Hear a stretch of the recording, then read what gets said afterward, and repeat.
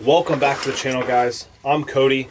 We're going to be loading the XOP Striker backpack up, showing you what I'm taking in for the early season, which starts in 2 days for the statewide of Pennsylvania, October 5th. Today is October 3rd.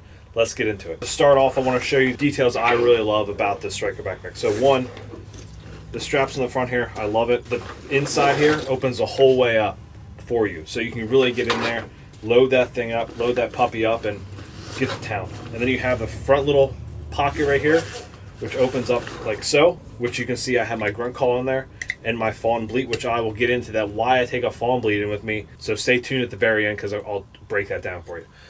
And then I have my aiders in here, my two-step aider. I have my platform strap. Since we're starting here, I'll start here first. So like I said, the grunt tube and the fawn bleat will go in there.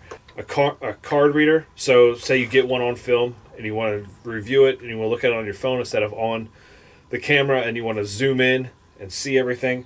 This is a great tool to take with you in the field. If you have either SD cards in there or if you have batteries for your camera you want to put in here, that's a great spot to put it. Or snacks. Another great thing would be snacks because we all like to eat in the woods. These two little pockets in the front right here, which I've keep my daisy chains in there. So they're very small. Also have these Molly webbings right here that you can attach stuff to the striker pack. When it gets colder out, put stuff on the bottom of here or put sticks. So let's get into putting stuff in the actual backpack here. It is a nice waterproof backpack as well. I'll show you what I'm putting in here.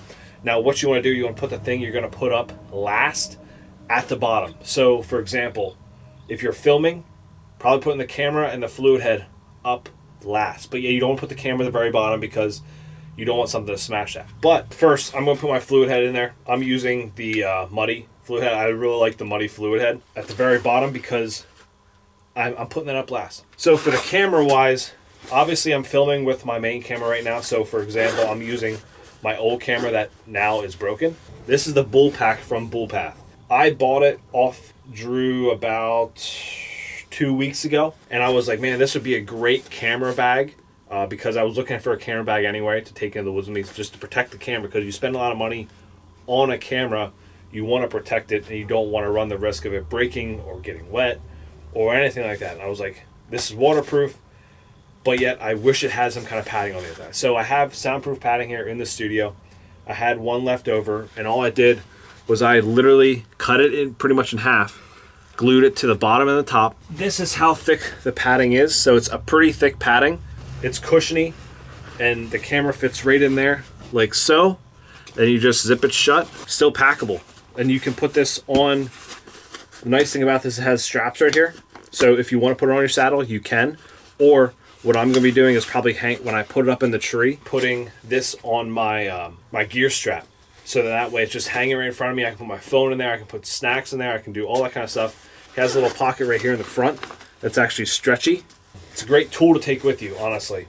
My other camera is bigger than my Canon, so it fits in there perfectly. It fits in there, takes up a good amount of room with the actual shotgun mic on it as well, so I don't have to take that off. With this pack here, you can probably put this on the bottom and it still would be okay.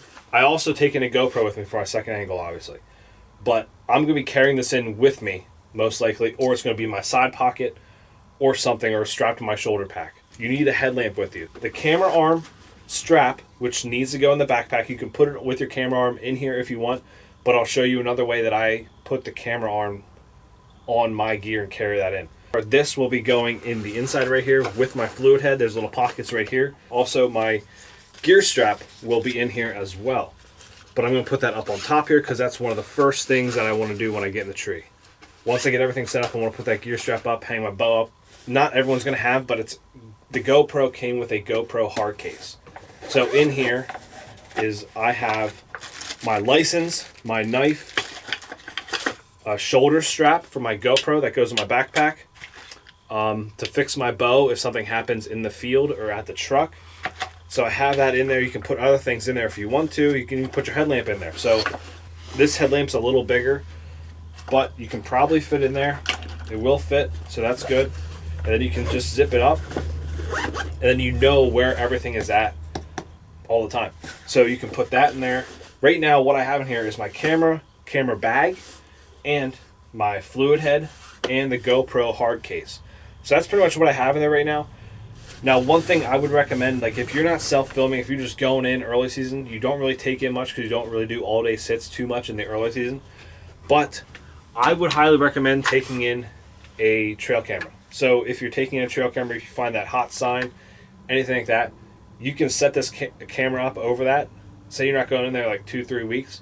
Set a camera up over that, see what happens there in those 2-3 weeks that you're not in there, and then check it when you go in next time. So then you can have that. So I'll just put it in there for now. But pretty much that is honestly, that other than food, snacks, all that kind of stuff, that's pretty much what I'm taking in there. For camera-wise, I don't really feel like I thought I'd be taking a lot more in. I guess I don't. I'll show you how I carry in my platform and sticks as well. So like I said, if you're watching the previous videos, I'm running the Beast gear arm. You want to put this down in here in a way that kind of, it won't be hitting any metal or anything like that. So I have it stealth taped. Then I have the XOP straps that I literally just put down over top of it to make it nice and snug. You have it looking like that right there. You want to put it on your striker backpack. The platform, sticks, all that kind of stuff, you're putting it on here. You're taking the front straps of the striker, put it over top, tighten it down. Same thing with the bottom here. Obviously, I will be wearing my saddle in, so I don't have to worry about that being attached to the bag. So you have all that stuff right there. And then you have, obviously I have the GoPro here as well. And then one bonus thing that you could take in with you, if you have it, a kill kit from Deer Age. So the kill kit is pretty much, it has everything. It has a knife, has gloves, it has a tarp, it has drag rope, it has all that kind of stuff you can take in with you. And also don't forget rangefinder and water. Those are two very important things. Now, at the very beginning of the video, I told you that I'm taking in a fawn bleat with me. Now, you may be wondering, why are you taking a fawn bleat in with you, Cody? So obviously, everyone knows what a grunt tube is. You just pretty much... But a fawn bleat, so the first couple weeks of October, the fawns are still with their mothers. The button bucks and even the does, the doe fawns, are still with their mother. And they're still going to the same areas as their moms, eating the same stuff as their mom, eating the acorns, browsing with their mom, all that kind of stuff, pretty much attached to their mom at the hip. Come the rut, moms will kick the fawns out because they know that a buck is coming to possibly breed them. And they don't want any incest, especially with the button bucks. They don't want any incest in the first year, all that kind of stuff. So they'll kick them out and they'll, they won't be around them. So that first couple weeks is one of the best times to use a fawn bleat call, because it will actually let other deer know that there's a mom and a fawn in the area of probably feeding. This is a perfect thing to possibly get your target buck in range, or even just get him out there sooner rather than later.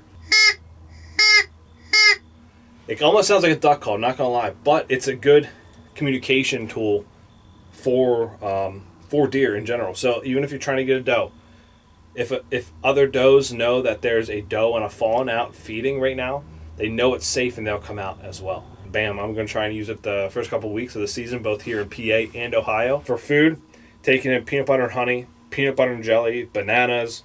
One thing that is highly underrated, I've been always taking protein stuff, so peanuts, chocolates, that kind of stuff, high in sugar and calories.